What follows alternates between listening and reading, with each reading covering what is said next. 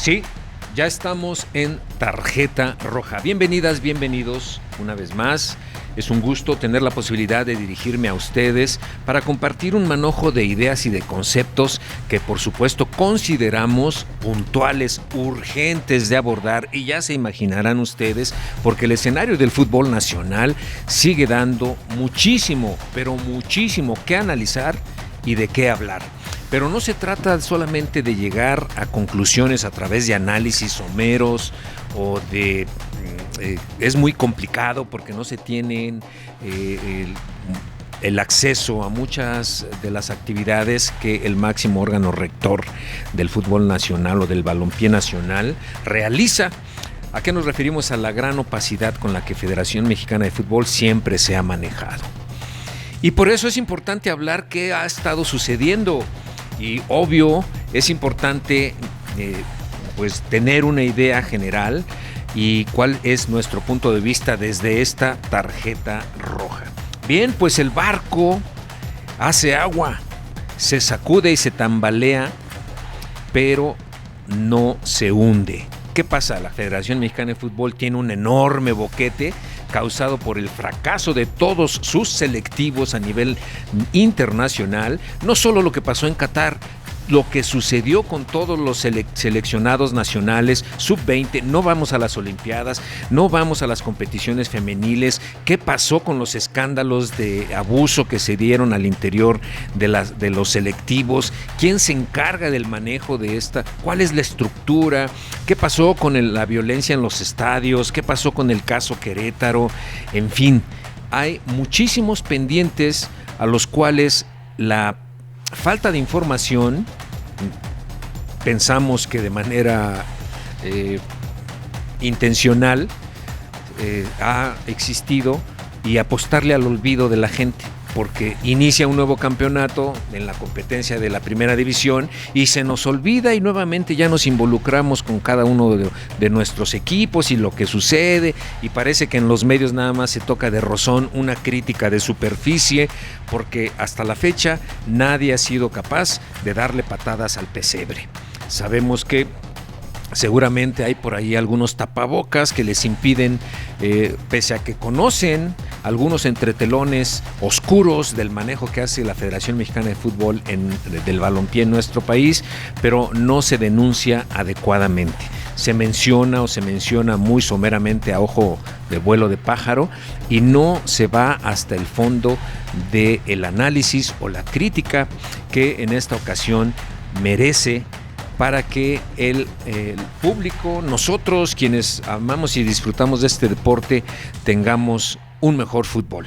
Y bueno, pues este barco hace agua con este boquete de los fracasos de los selectivos, y lo único que hacen los federativos es tapar el hoyo, y la Federación Mexicana sigue su mismo rumbo para manejarse por un club de Toby, que son los encargados de capitanear esta nave llamada Federación Mexicana de Fútbol, con el mismo rumbo, con las mismas características de trayectoria, es decir, con a la anulación del ascenso y el descenso, porque estamos imitando a la Liga Norteamericana. Y más que otra cosa, para puntualizar, ya que toqué ese tema, bueno, el ascenso y el descenso se instaló toda vez que el grupo Orlegui, con TV Azteca, dueño del Atlas, estaban en peligro el equipo de descender a la segunda división, y curiosamente eliminan el descenso, y de esta manera el grupo Orlegui, con Irarrágorri, que dice que no sabemos pronunciar su apellido, Irarrágorri, compran al Atlas, y además en multipropiedad. Ahora TV Azteca se erige con intereses económicos en 4 equipos de la primera división, así o más claro. Bueno, pues el grupo Orlegui, que ya platicaremos más de esto, bueno, hicieron campeón al Atlas porque lo compraron, y por cierto, uno de la misma familia Orlegui está dentro de los altos puestos directivos de la Federación Mexicana de Fútbol relacionada con el arbitraje. Y resulta que el Atlas es campeón, y hay que decirlo con todas sus letras, por ciertas decisiones arbitrales que le posibilitaron llegar a la final y ganarla. un equipo que empataba, que jugaba horrible, por cierto, antifútbol, o sea, completamente defensivo, fundamentalmente con la participación de muchos extranjeros en la cancha, poca participación nacional y ayudado por el arbitraje. Así que no me vengan con gaitas, no me vengan con esas gaitas que decía un compañero de Sinaloa. Así que el Atlas se convierte no en campeón, en bicampeón, pero curiosamente respaldado por uno de los grupos que en la actualidad ha cobrado un enorme poderío al interior de la Federación Mexicana de Fútbol, que es el Grupo Orlegui. Ese es uno de los puntos, el Atlas campeón. Y lo comento porque el otro punto que ha sucedido en la actualidad es nombrar técnico a Coca como director técnico de la selección nacional, como si hubiese realmente un programa, un proyecto de trabajo con miras a su próxima participación mundialista. La federación estuvo de plácemes con este fracaso tototote porque no se va a tener que eliminar, porque somos anfitriones junto con Canadá y Estados Unidos, y por eso no vamos a vivir los avatares de una eliminatoria donde probablemente se pusiera a prueba el trabajo de los federativos y de la selección nacional en manos de Diego Coca, un argentino que lo único que han destacado los medios, porque son chayoteros y son cómplices también, es que hizo campeón al Atlas 2 veces. Por favor, y el arbitraje y la manera de jugar. Aquí va a manejar, entre comillas, mexicanos, aunque se abre la puerta para los naturalizados, y no tenemos nada en contra de eso, siempre y cuando se pueda sumar, siempre y cuando se sume. Entonces ese es un punto importante, la designación de un nuevo técnico nacional en la persona del señor Diego Coca, que se manejaba una baraja con la cual engañaron a la gente para engancharse en este proceso, y se elige a Diego Coca para darnos cuenta que es un empleado más. Así hubiésemos puesto el mejor técnico, a Guardiola. Ese tipo de entrenadores no vienen a México porque no reciben mangoneos ni órdenes de gente que ni siquiera sabe de fútbol y solo busca el beneficio económico, como son los propios directivos. Ese comité formado por los grandes, del cual se salió Jesús Martínez de Pachuca, porque no concuerda con el grupo de poder de Iraragorri, porque tienen ideas diferentes de manejar el fútbol, y porque ahorita Iraragorri ha cobrado un enorme poder al interior de la Federación Mexicana de Fútbol, y por eso el proyecto que enarbolaba Jesús Martínez con un entrenador argentino como Bielsa, que ese sí trabaja con fuerzas básicas y que sí tiene la posibilidad de desarrollar proyectos a mediano, corto y largo plazo, en realidad se hicieron a un lado. Y eso nos habla de la lucha de intereses y de este reacomodo de fuerzas hacia el interior de la Federación Mexicana de Fútbol. Así que Diego Coca, más de lo mismo. Imposición de jugadores, manoseo de jugadores, manoseo de procesos de jugadores, porque se impone siempre el interés de los propios clubes y sus dueños.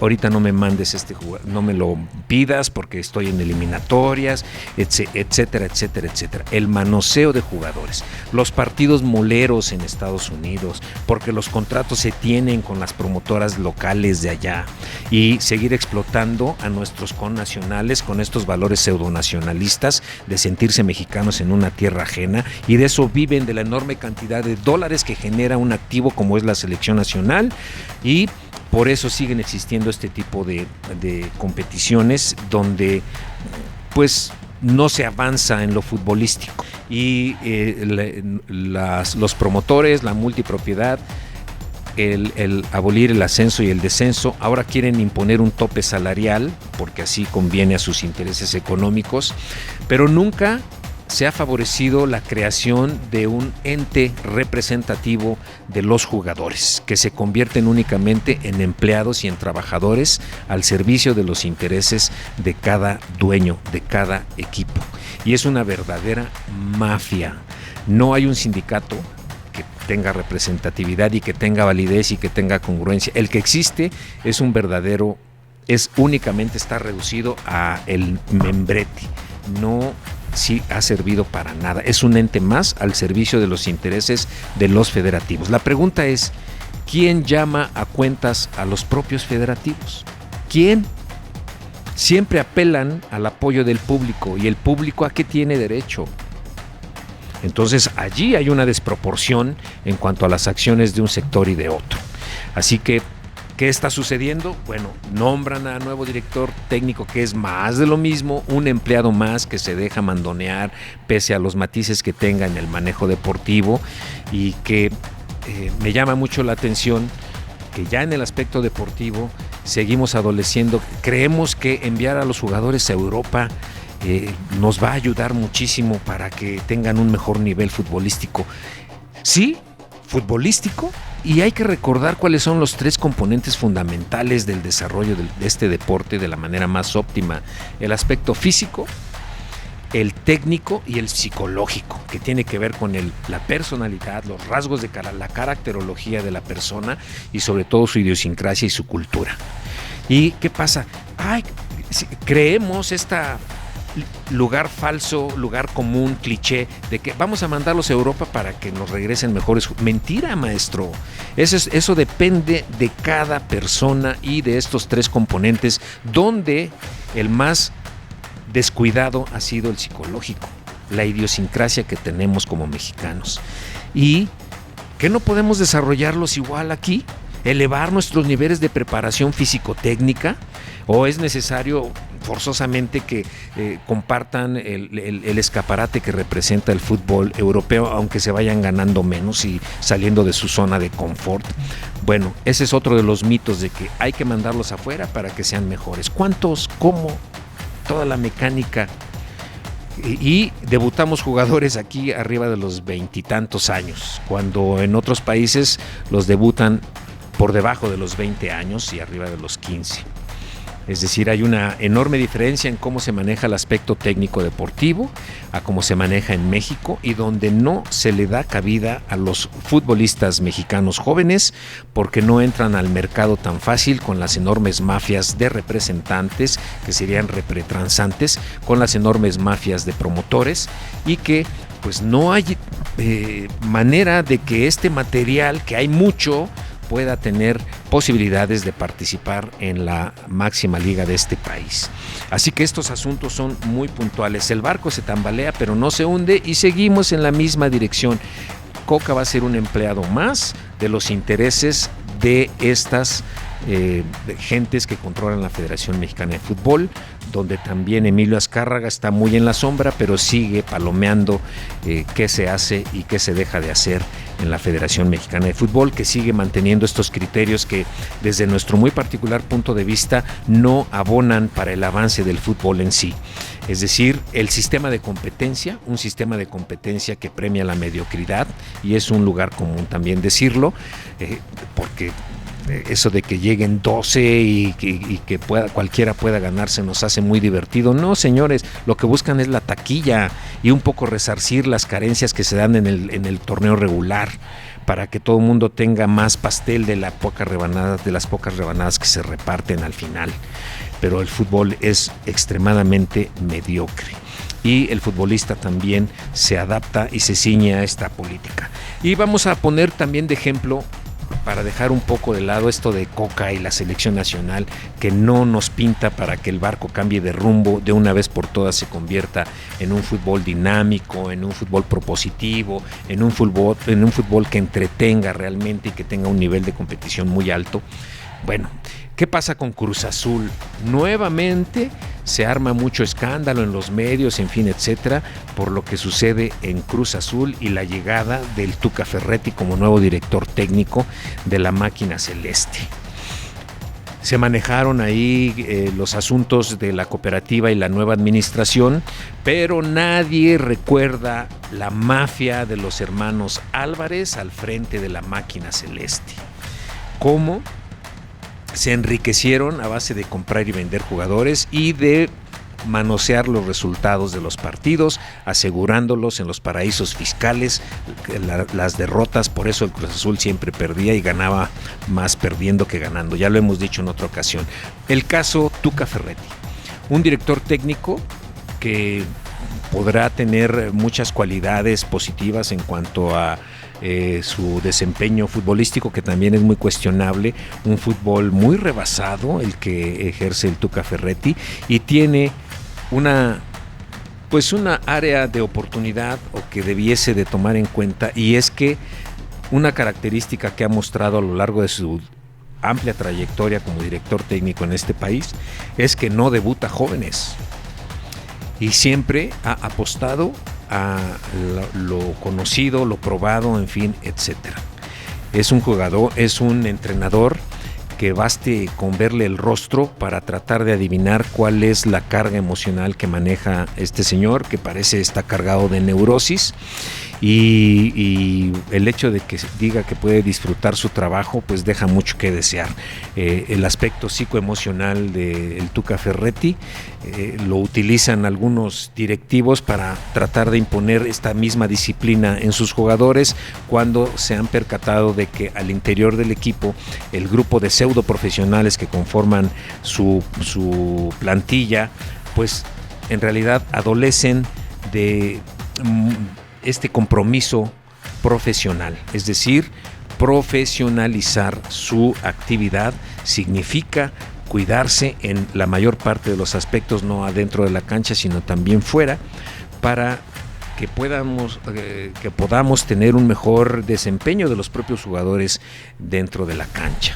Así que el Cruz Azul sigue padeciendo la misma forma de trabajo, solo que con una nueva administración que le ha costado muchísimo trabajo tratar de conciliar los intereses que ya estaban desarrollados al interior del grupo, con una serie de jugadores que eran incondicionales de Billy Álvarez, y con estas nuevas propuestas de traer directores nuevos y tratar de que estos cambios únicamente parecen cambios cosméticos y no de fondo, porque siguen trabajando igual, pero con más problemas esta cooperativa, mientras no se resuelvan los propios problemas de la gran empresa que es Cementos Cruz Azul y a los cuales pertenece esta cooperativa. Así que tiene sus propios problemas y se ve reflejado en cómo se está manejando el equipo, y que sigue los malos consejos de esta mafia de promotores que siguen dominando la escena del fútbol nacional. Así que ojalá que mejore y que les vaya muy bien. Con Tuca Ferretti no nos gusta mucho en lo particular cómo juegan sus equipos, y sobre todo que no le gusta debutar jóvenes, excepto que alguien se lo imponga, se lo recomiende o sea parte del contrato, que lo dudo mucho. Así que, ¿qué va a pasar con la máquina celeste? Más de lo mismo. ¿Y qué va a pasar con la Federación Mexicana de Fútbol?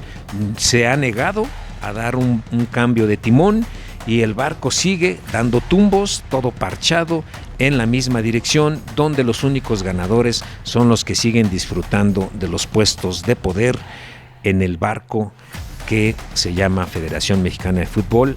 Así que esto fue Tarjeta Roja y los esperamos en la siguiente. Aquí déjanos tus comentarios, por favor, les vamos a dar lectura, y suscríbete. Esto es Tarjeta Roja para ustedes. Nos encontramos en la próxima.